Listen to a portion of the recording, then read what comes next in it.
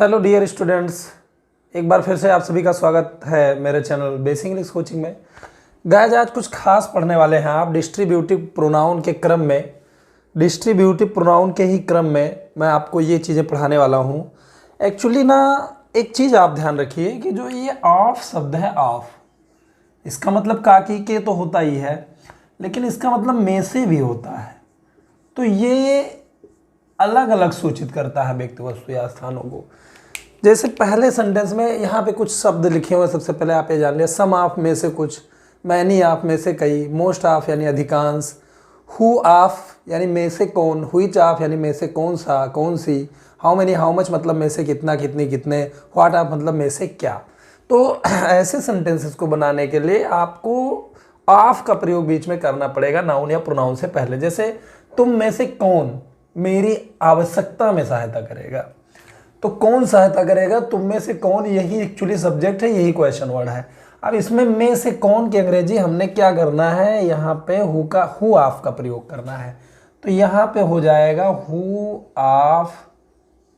अब ये लिखेंगे तुम यानी यू, तुम में से कौन यानी हु ऑफ यू, या व्हिच ऑफ यू का भी प्रयोग हो सकता है, तुम में से कौन सा, लेकिन हु भी फिलहाल सही है। तुम में से कौन, हु ऑफ यू। अब आवश्यकता में मेरी सहायता करेगा, यानी ये फ्यूचर टेंस है, फ्यूचर इंडेफिनिट टेंस है, तो यहाँ पे विल का प्रयोग करेंगे। Who of you will. अब पहले सहायता करेगा, यानी सहायता करना की अंग्रेजी आपने लिखना है हेल्प। किसकी सहायता करेगा, मेरी ऑब्जेक्टिव केस में है तो मी का यूज हो जाएगा यहाँ पे। तो इतना तो ये बन गया, तुम में से कौन मेरी सहायता करेगा, who of you will help me. अब आवश्यकता में यानी इन नीड, इन यानी में, और नीड की अंग्रेजी यानी उसकी हिंदी होता है आवश्यकता में। तुम में से कौन मेरी आवश्यकता में सहायता करेगा, who of you will help me in need. मैंने इन में से कई कहानियों को पढ़ा है। तो ये प्रेजेंट परफेक्ट है, हैज़ है प्लस वर्ब के थर्ड फॉर्म से बनना चाहिए। दोस्तों, अगर आपको टेंस नहीं आता है तो सबसे पहले आपको टेंस पढ़ना चाहिए। टेंस क्लियर होने के बाद कोई भी नियम आपको अच्छे से आ जाएगा, ठीक है।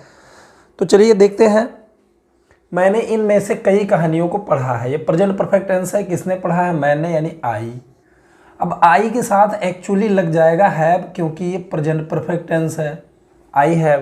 पढ़ा है यानी पढ़ना की अंग्रेजी रीड होता है, उसका थर्ड फॉर्म भी वही होता है, आई हैव रीड, मैंने पढ़ा है। अब इन में से कई कहानियों को, दोस्तों इसमें देखिए में से कई, बस इतना ही आपको लिखना है। इन में से कई कहानियों यानी में से कई की अंग्रेजी होता है मैनी ऑफ, जिसके बीच में कुछ आ नहीं सकता। ऐसा आप नहीं लिख सकते हैं मैनी स्टोरीज ऑफ, ऐसा नहीं लिख सकते हो। यहाँ पे आपको मैनी ऑफ पहले लिखना है। I have read many of. अब देखते हैं बचा गया, तब उसको लिखते हैं। देखिए बचा, इधर उधर दो चीजें बची हैं। मैंने इनमें से कई कहानियों को पढ़ा है, I have read many of. अब इनकी इंग्लिश बची हुई है और कहानियों की इंग्लिश बची हुई है, बीच में मैनी ऑफ का यूज कर दिया गया। तो ये मैनी ऑफ के बाद ये चीजें आएंगी, ये चीज ध्यान रखिएगा। इन कहानियों यानी दीज कहानियों यानी स्टोरीज। तो ये हो गया, मैंने इन में से कई कहानियों को पढ़ा है, I have read many of these stories. Many of, some of, most of, पहले ये लिखे जाएंगे, उनके बीच में आपको नाउन नहीं लिखना है। मैनी ऑफ, सम ऑफ, ये सब लिखने के बाद आपको नाउन, प्रोनाउन या जो भी एडजेक्टिव उनके साथ हो वो चीज़ आप लिख सकते हो। तो चलिए इनमें से देखते हैं, तुम इनमें से कौन सी चॉकलेट लेना चाहोगे। तो इसमें ये देखिए, इनमें से कौन सी चॉकलेट। तो सबसे पहले हमने क्या करना है, व्हिच ऑफ लिख देना। यहाँ पे देखिए आप, ये व्हिच ऑफ। तो सबसे पहले हमने क्या करना है, व्हिच ऑफ लिख देना है। और व्हिच ऑफ का मतलब ये हुआ कि आपने लिखा क्या क्या, में से कौन सी, में से कौन सी, इतना आपको लिखना है व्हिच ऑफ। तो यहां पे हमने क्या करना है, चूंकि ये क्वेश्चन वर्ड है तो क्वेश्चन वर्ड यही लिखेंगे, व्हिच ऑफ, कौन सी। अब बचा क्या, इन चॉकलेट। तो इन की अंग्रेजी दीज चॉकलेट्स,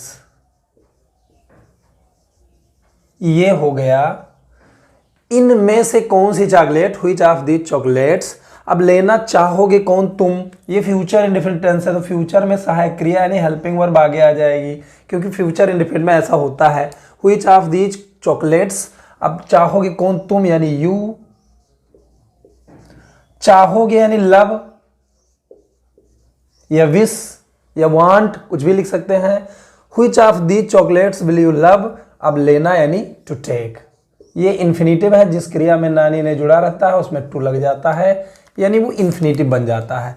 तो ऐसे जो शब्द हैं जिनको डिस्ट्रीब्यूटिव प्रोनाउन कहा जा सकता है, इनको ट्रांसलेशन आप आसानी से बना सकते हो। तुम इनमें से कौन सी चॉकलेट लेना चाहोगे, कौन लेना चाहोगे, तुम सब्जेक्ट था, तो इसलिए पहले हमने क्वेश्चन और लिखा इनमें से कौन सी chocolate, which of these chocolates, तो इस तरह से बना।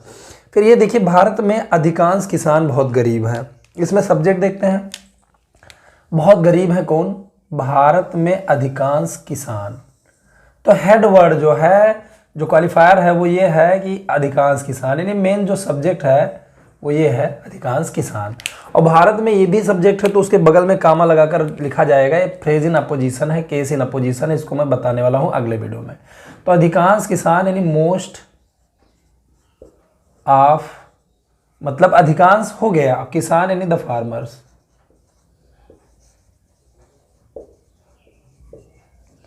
मोस्ट ऑफ द फार्मर्स यानी अधिकांश किसान भारत में, यही लिख देंगे इन इंडिया। ये हमने लिखा कामा लगा के दोनों तरफ, क्योंकि ये केस इन अपोजिशन है। तो ये सब्जेक्ट लिख दिया गया, भारत में अधिकांश किसान यानी most of the farmers in India. अब इसके साथ सहायक क्रिया आर लगाएंगे, आर बहुत गरीब की अंग्रेजी होता है वेरी पुअर। तो ये ट्रांसलेशन आपका बन गया। तो इसी प्रकार आपको ये इनमें से कोई भी डिस्ट्रीब्यूटिव प्रोनाउन, कोई भी अगर इसको लिखना हो तो इसी तरह यूज करेंगे। कमेंट सेक्शन में जरूर लिखिएगा अगर आपको समझ में नहीं आया है तो। अध्यापक ने इनमें से कितना पाठ पढ़ा दिया है, तो किसने पढ़ाया है, अध्यापक ने, तो सब्जेक्ट हो गया। और इनमें से कितना पाठ, ये क्वेश्चन वर्ड है। देखिए कितना शब्द जो है वो क्वेश्चन वर्ड है, लेकिन अगर इस तरह से सेंटेंस आता है तो में से कितना, में से कितना पहले हम लिखेंगे, पहले वो लिखा जाएगा। How many of, how many of, how many of. अब इन पार्ट यानी दीज लेसन्स, ये बहुवचन रहेगा, क्योंकि दीज और दोज के बाद जो शब्द आते हैं वो प्लूरल नंबर होते हैं। क्वेश्चन में लिखा गया इनमें से कितना part, how many of these lessons. अब पढ़ा दिया है किसने, अध्यापक ने, इसके साथ हैज लगाएंगे क्योंकि ये एक वचन है, हैज। फिर हम लिख देंगे द टीचर। पढ़ा दिया है यानी पढ़ाना की अंग्रेजी टीच होता है, उसका थर्ड फॉर्म टाट हो जाएगा, क्योंकि दोस्तों प्रेजेंट परफेक्ट टेंस में थर्ड फॉर्म लगता है। How many of these lessons has the teacher टाट, ये बन गया। चलिए चलते हैं अंतिम सेंटेंस पे। मैं इनमें से क्या नहीं ले सकता हूं, तो कौन नहीं ले सकता है, मैं, ये तो सब्जेक्ट है, सब्जेक्ट लिखेंगे ही क्वेश्चन वर्ड की तरह से। अब ले सकता हूं कौन, मैं, ये सब्जेक्ट हो गया। क्या ले सकता हूं, इनमें से क्या, ये क्वेश्चन वर्ड है। क्वेश्चन वर्ड अगर आ गया तो आपने क्वेश्चन वर्ड आगे लिखना है। इनमें से क्या, तो में से क्या की अंग्रेजी सबसे पहले व्हाट लिखेंगे, व्हाट ऑफ। अब बचा क्या, इन की अंग्रेजी these. What of these question word लिख दिया गया। अब ले सकता हूं कौन, मैं, इसके साथ कैन आगे हो जाएगा, कैन आई। अगर निगेटिव भी है तो नॉट यहां सब्जेक्ट के बाद लगा देंगे। या मॉडर्न इंग्लिश की बात करें तो सहायक क्रिया में ही, हेल्पिंग वर्ब में ही शॉर्ट फॉर्म लिख देते हैं, यानी कांट कर देंगे, तो उसमें नॉट लग गया। व्हाट ऑफ दीज कांट आई, लेना की अंग्रेजी टेक। ये सेंटेंस बन गया, यानी मैं इनमें से क्या नहीं ले सकता हूं, what of these can't I take. तो गाइस डिस्ट्रीब्यूटिव प्रोनाउन आज एकदम खत्म होता है। उम्मीद करता हूं कि ये प्रोनाउंस जितने भी मैंने लगातार 3 वीडियोस में पढ़ाए हो आपको समझ में आया होगा। कैसे, कितना समझ में आया है या क्या समझ में नहीं आया, प्लीज़ कमेंट सेक्शन में लिखिएगा। अगर वीडियो आपको पसंद आया है तो लाइक और शेयर जरूर करिएगा। और अगर मेरे चैनल में आप नए हैं तो प्लीज़ चैनल को सब्सक्राइब कर दीजिए और बेल आइकन को भी प्रेस कर दें ताकि मेरे वीडियोज़ के नोटिफिकेशन आपको मिलते रहें। Thanks for watching my video, good bye.